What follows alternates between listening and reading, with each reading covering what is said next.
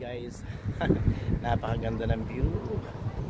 So welcome po sa ating YouTube channel. Kung bago lang po kayo, dito tayo sa Cove Ireland.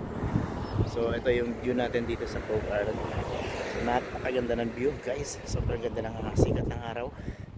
And ayan, medyo mahangin. So if you're visiting Cove area or Ireland, try to visit this place.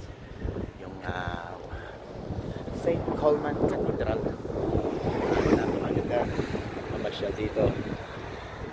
So ganda yung ito yung tinatawag na deck of cards. So yung houses all the way down to the bottom there ay they call it a deck of card. So parang nga silang mga barahan na nakasalansan.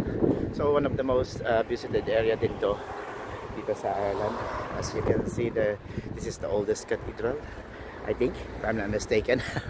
I'm not really sure the history. Pasensya na kayo.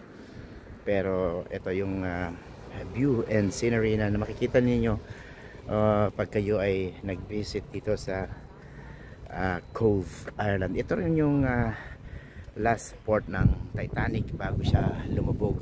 So dyan sa baba, sa baba doon, may pier doon kung saan nag-dock yung Titanic bago siya mag-voyage papuntang Amerika, na kung saan suddenly ay syempre nag-sink or nakatama ng iceberg along the way papunta sa Amerika. So yun yung history na alam ko, kasi napanood natin yun sa ating mga pelikula base sa mga istorya rin ng mga nakakaalam tungkol sa Titanic. So but anyway, ito yung view, napakaganda.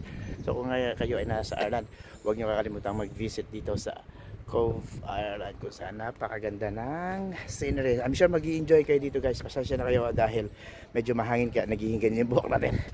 So ayan yung deck of card. Yan, deck of card. Alright, maraming salamat and see you sa ating next video.